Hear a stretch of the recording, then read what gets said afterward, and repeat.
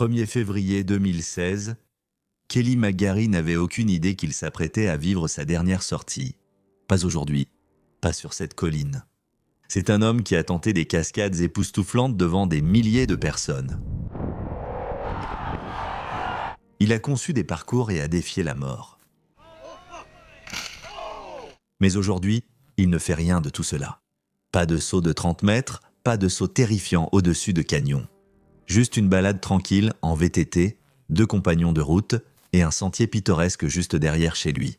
Il pédale en montée sur un sentier qu'il a parcouru des centaines de fois. Puis soudainement, il s'arrête.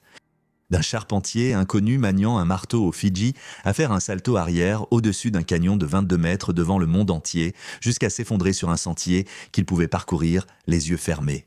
Ce VTTiste était déjà mort. Il ne le savait tout simplement pas. Bienvenue dans Xtreme. En 1982, l'industrie du VTT, qui vaut aujourd'hui plusieurs millions de dollars, n'existait pas. Et c'est cette année-là que Kelly Daniel McGarry était né. Une enfance assez normale dans un village tranquille appelé Wakefield, sur l'île du sud de la Nouvelle-Zélande. Si vous regardiez sa jeunesse, rien ne vous aurait laissé deviner ce qui allait arriver. Kelly et son frère Matt passaient leurs après-midi après l'école à simplement profiter de leur enfance avec leur père. Ils se sont mis à la pêche, au rafting en eau vive, au camping et au vélo. Kelly et Matt faisaient du vélo sur de petits BMX rigides, pédalant sur des kilomètres juste pour atteindre la piste de terre locale. C'était le genre d'enfant qui se faufilait dans les bois avec des pelles pour construire des bosses non autorisées, essayant de décoller un peu du sol. La sensation de quitter le sol, la sensation d'être brièvement, complètement en l'air. Il a recherché cette sensation toute sa vie. Mais contrairement aux prodiges du sport d'aujourd'hui qui sont repérés à 12 ans et préparés à accomplir de grandes choses, Kelly a rencontré une limite physique. Il est simplement devenu trop grand pour le sport qu'il aimait. Il a continué de grandir jusqu'à mesurer 1,95 m et peser plus de 90 kg. C'était un géant pour un jeune homme à la fin de son adolescence. Ses bras et ses jambes sont devenus trop longs pour se replier sur le cadre compact et rigide d'un BMX de 20 pouces.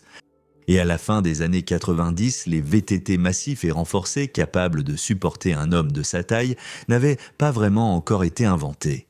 Donc, sans perspective évidente dans le monde du vélo, son passe-temps d'enfance a dû passer au second plan face à la réalité et rester simplement un passe-temps. Il a terminé l'école, puis il s'est formé comme charpentier pendant 5 ans, apprenant le métier rigoureux de construire les choses correctement comme son père lui avait appris que les choses devaient être faites. Il a même passé 6 mois aux Fidji à construire des maisons avec son père, travaillant de ses mains sous la chaleur, coulant des fondations, comprenant les charges et les contraintes, et ce qu'il faut pour qu'une structure tienne debout.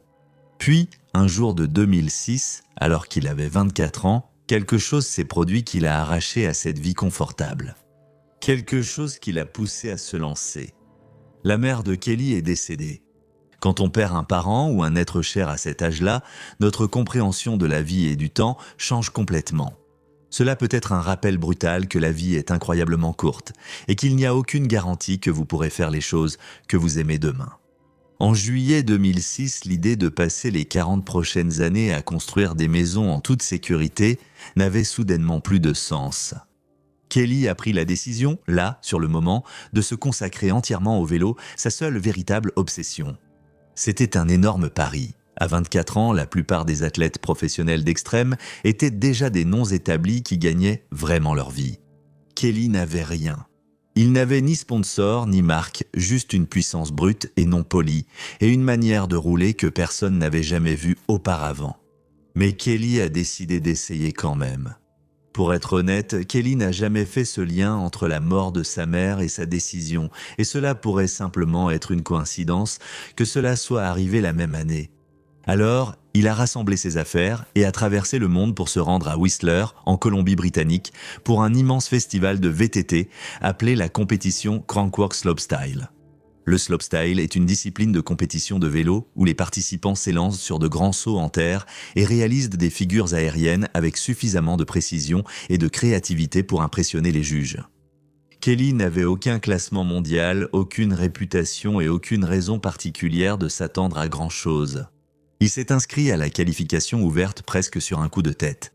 Mais d'une manière ou d'une autre, Face à certains des pilotes les plus raffinés et les plus élites de la planète, ce charpentier inconnu de Nouvelle-Zélande s'est qualifié pour la finale et a terminé 18e au monde. C'était suffisant.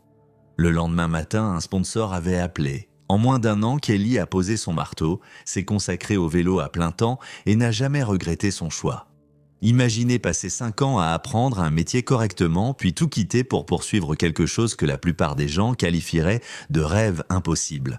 À un âge où la plupart de tes concurrents ont déjà des années d'avance et tu te qualifies dès la première tentative. Il a déménagé à Queenstown, la capitale de l'adrénaline de la Nouvelle-Zélande, et il s'est vraiment intégré dans la communauté du freeride. Au début des années 2000, le vélo commençait à devenir quelque chose de totalement méconnaissable. Pendant des décennies, ce sport avait été relativement simple. On montait une montagne, puis on courait contre la montre pour redescendre.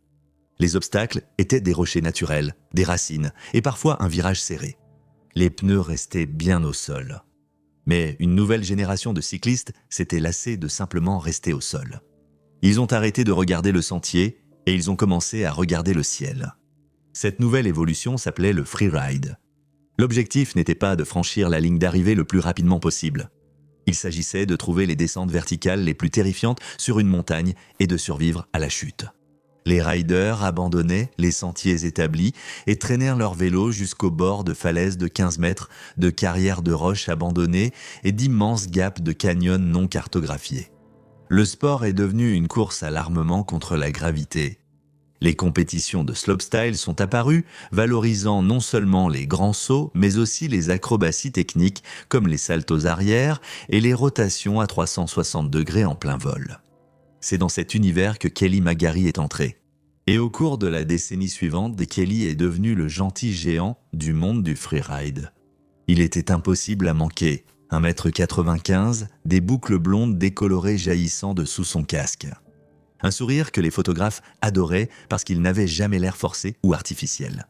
Dans un sport peuplé d'athlètes au visage sérieux qui considéraient la compétition comme une guerre, Kelly la voyait comme une très bonne fête à laquelle il avait eu la chance d'être invité. Son surnom était Megasa, un terme australien qui signifie à peu près « ce type-là », et cela lui allait parfaitement. Il est devenu le maire officieux de la communauté du VTT. C'était le gars qui roulait délibérément à l'arrière du groupe juste pour s'assurer que les amateurs plus lents avaient de la compagnie sur le sentier. Sa devise personnelle était « prendre la vie à la gorge ». Pour Kelly, cela signifiait attaquer chaque jour, saisir chaque opportunité et vivre pleinement en assumant les risques que l'on choisit de prendre. Et en 2013, il a joint le geste à la parole. Au cœur du désert de l'Utah, à environ 4 heures au sud de Salt Lake City, il y a ce paysage désolé de grès rouge qui ressemble franchement à la surface de Mars. Chaque octobre, Red Bull transforme une partie de ce désert en la compétition de VTT la plus dangereuse au monde. Ils l'appellent Rampage, et honnêtement, c'est probablement le nom le plus approprié qu'ils auraient pu lui donner. Il n'y a ni piste goudronnée, ni consigne de sécurité. Les riders arrivent avec des pioches et passent des jours à tailler leur propre chemin dans les falaises. Ils construisent eux-mêmes, à la main, leur propre rampe en terre au-dessus du vide terrifiant qu'ils ont choisi. Si tu peux le creuser, tu peux le rider. La seule limite, c'est ce que tu es prêt à encaisser. Et en octobre 2013, Kelly McGarry était prêt à tester une limite que personne d'autre n'osait affronter. Alors, en plein milieu de ce parcours dans le désert, il y a cet énorme vide naturel entre deux parois de canyon connu simplement sous le nom de Canyon Gap.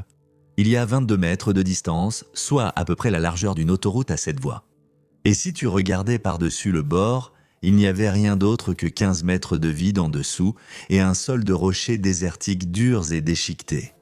Pendant des années, simplement sauter par-dessus ce vide était considéré comme l'épreuve ultime de courage parmi les VTTistes.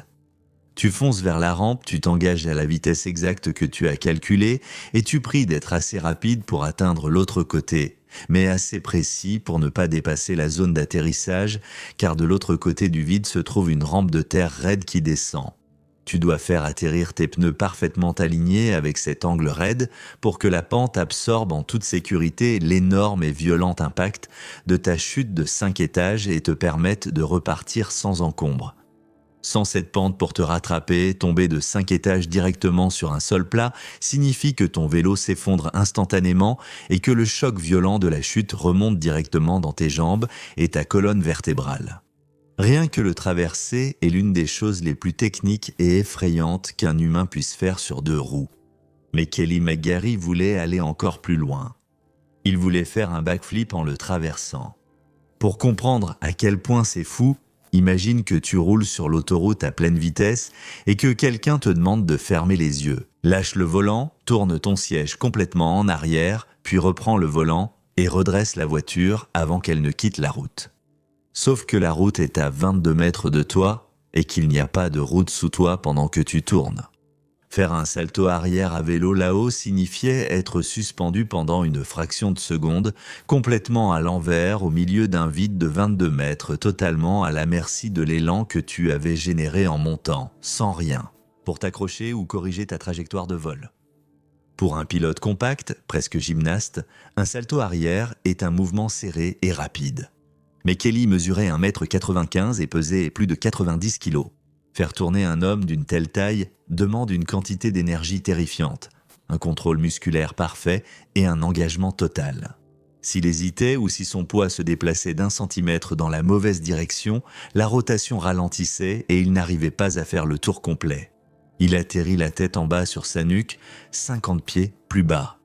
Pour survivre, les pneus de son vélo devaient s'acquitter le bord de la falaise à exactement 31 miles à l'heure, juste 1 mile à l'heure de moins. Et sa trajectoire manquerait de 4 pieds et il s'écraserait de plein fouet contre la paroi opposée du canyon.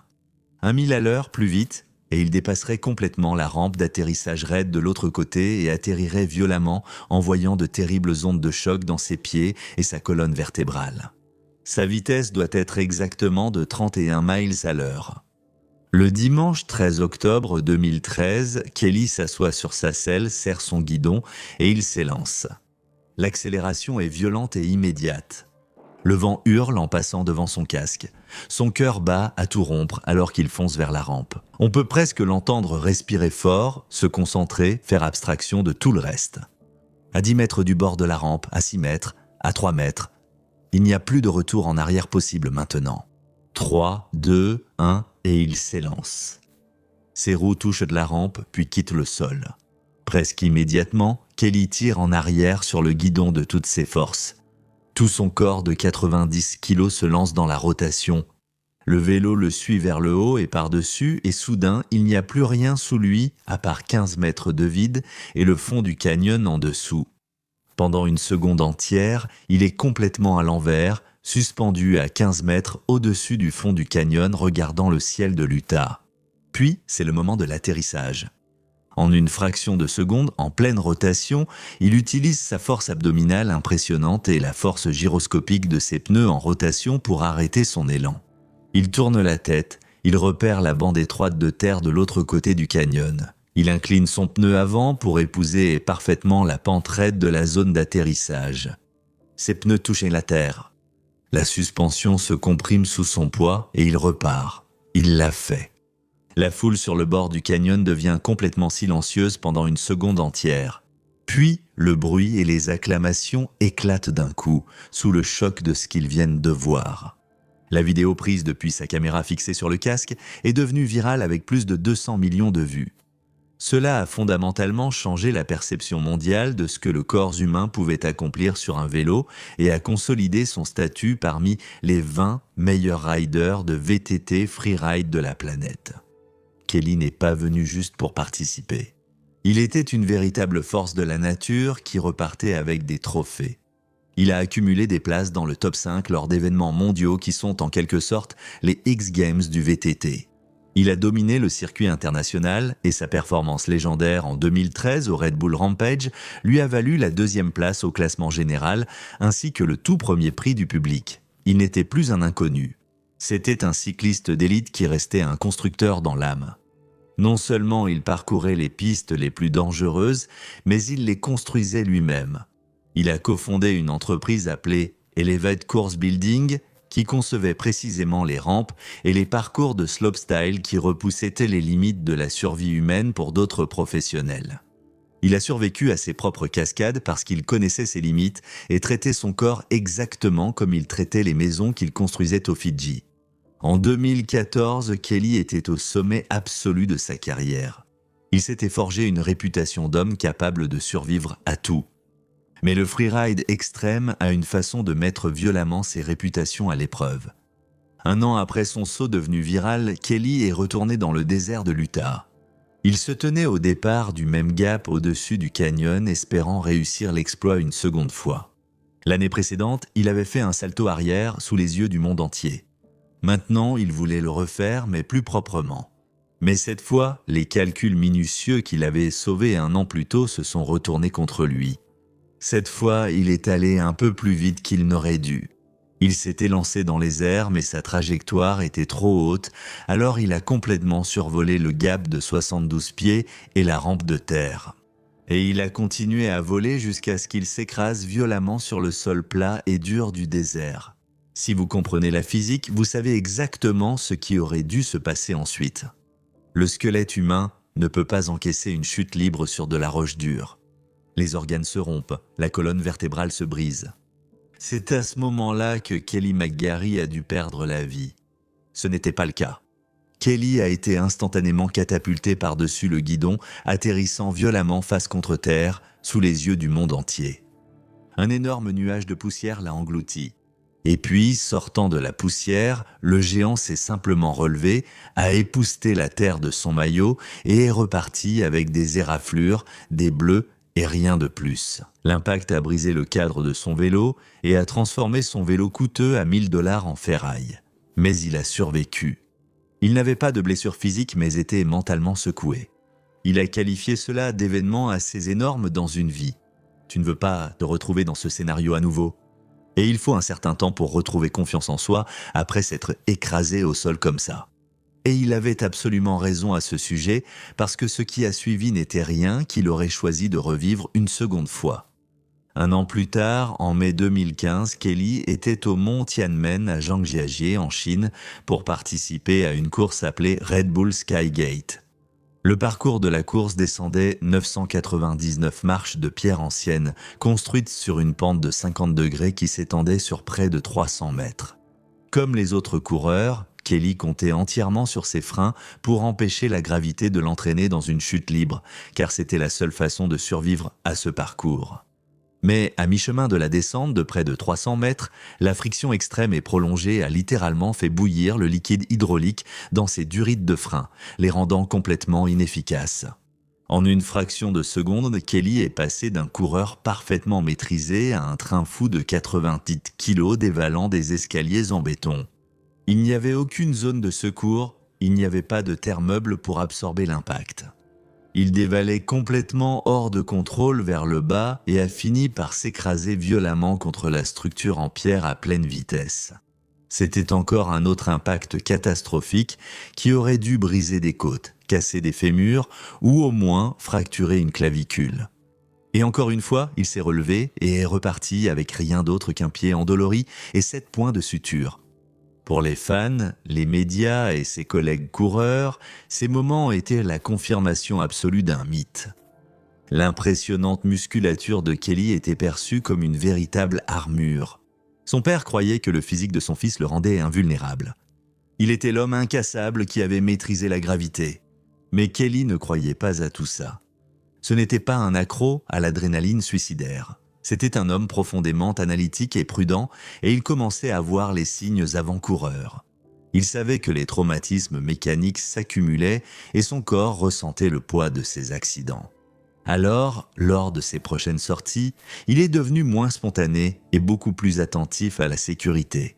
Par peur pour sa vie, ou par crainte de devoir abandonner sa passion à cause d'une blessure, quelle qu'ait été cette peur, cela l'a poussé à prendre des décisions calculées pour survivre. Ce que ni Kelly, ni ses sponsors, ni les millions de personnes qui le regardaient ne savaient, c'est que les véritables dégâts ne se produisaient pas au niveau de ses os. Cela se passait dans son système électrique interne, et un simple sentier de terre dans son propre jardin était sur le point de faire ce que des canyons désertiques de 30 mètres et des escaliers en béton n'avaient jamais pu faire. Le 1er février 2016, un lundi après-midi, à Queenstown en Nouvelle-Zélande. Kelly roulait sur un sentier panoramique populaire en hauteur appelé Fernhill Loop. C'était juste derrière chez lui et accessible depuis le sommet de la télécabine Skyline, un réseau qu'il avait parcouru des centaines de fois. Il était avec 2 cyclistes allemands. Ils se trouvèrent sur une section appelée Salmon Run, une piste en montée à environ 45 minutes au-dessus de la télécabine. Rien de tout cela n'était technique ou à la limite de ses capacités. Cette sortie ce jour-là avait pour but de filmer un contenu pour son sponsor de vélo, YT Industry. Donc Kelly était aussi détendu qu'on peut l'être, montant la côte à un rythme lent et tranquille quand c'est arrivé. Sans avertissement, sans même un bruit, Kelly s'est soudainement effondré. Maintenant, voilà le truc. Chaque mois, je fais une vidéo uniquement pour Patreon. Les avertissements étaient là. Vous ne le verrez pas ailleurs. Si ça vous intéresse, les liens sont en description. Ces 2 compagnons de route ont immédiatement compris que quelque chose n'allait pas du tout. Quand ils se sont précipités vers lui, ils ont trouvé Kelly sur la piste en terre, inconscient, et il ne respirait plus. Ils ont immédiatement commencé la réanimation cardio-pulmonaire sur place, tout en appelant les secours. Les services d'urgence sont intervenus aussitôt.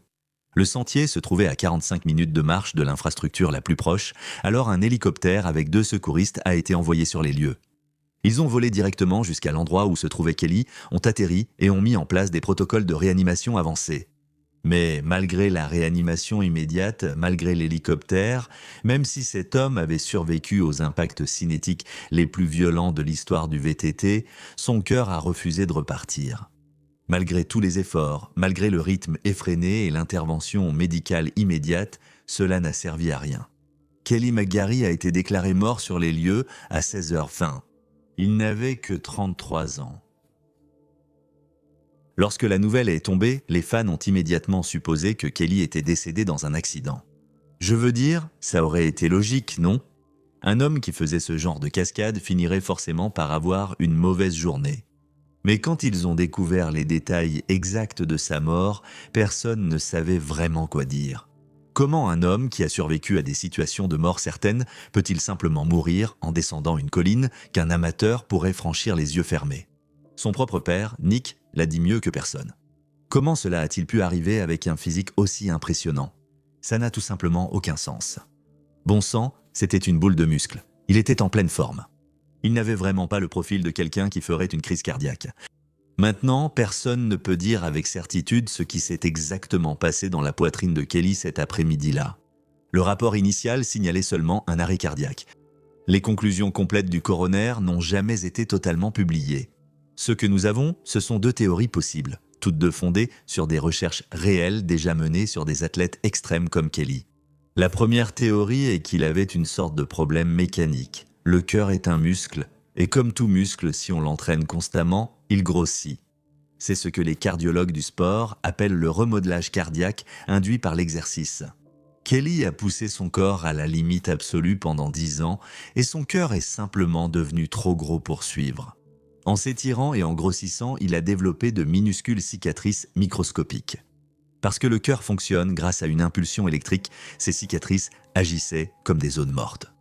Un jour, sur ce sentier, le signal électrique de son cœur a touché l'une de ces cicatrices, a court-circuité et le moteur s'est arrêté. Aussi simple que ça. La deuxième théorie est un peu plus compliquée. Vous voyez, quand Kelly était en vie, son cœur faisait quelque chose à laquelle la plupart des gens ne pensent de jamais. Chaque fois qu'il s'élançait d'une rampe ou qu'il fixait le bord d'un canyon, son cœur fonctionnait à des niveaux que la plupart des cœurs humains ne connaîtront jamais au cours de toute une vie. Lorsque vous avez vraiment peur, votre cerveau inonde votre circulation sanguine d'adrénaline. Votre rythme cardiaque s'accélère. Votre muscle cardiaque se contracte plus fort et plus vite, bien au-delà de ce qu'il est conçu pour supporter. Pour la plupart des gens, cela n'arrive que quelques fois dans une vie, peut-être lors d'un accident de voiture ou d'une urgence médicale. Kelly McGarry vivait dans cet état à titre professionnel. Pendant plus d'une décennie de freeride extrême, ces violentes poussées ont littéralement empoisonné ses cellules cardiaques de l'intérieur et les ont fait mourir d'épuisement chimique, laissant derrière elles ces minuscules cicatrices microscopiques qui bloquent le flux électrique du cœur à une échelle très réduite. Ces cicatrices sont totalement invisibles et indétectables lors d'un examen physique classique. Vous pouvez être l'homme le plus en forme de la planète, un géant qui survit à des chutes de 30 mètres et avoir un cœur criblé de ces minuscules obstacles électriques. Kelly remportait la guerre sur le circuit, oui, mais à l'intérieur de sa poitrine, son moteur perdait silencieusement à chaque course. Alors, ce matin-là, alors qu'il montait cette côte à vélo, sa carrure imposante de 90 kg nécessitait une quantité massive d'oxygène. Même à un rythme tranquille, son corps était un moteur haute performance qui avait besoin de carburant en permanence. Et alors qu'il montait plus haut sur le Fernhill Loop, une tempête électrique chaotique commença à se former dans son cœur.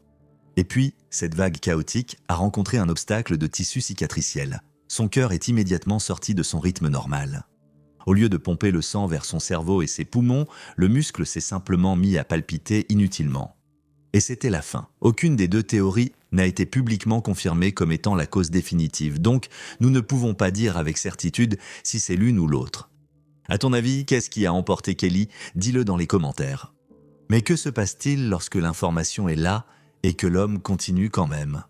La force de préhension de ce grimpeur lui faisait défaut depuis qu'il avait eu un accident de voiture, alors il a revu ses marges de sécurité et n'a grimpé que les jours où il se sentait en forme et sur des voies dont il était très sûr.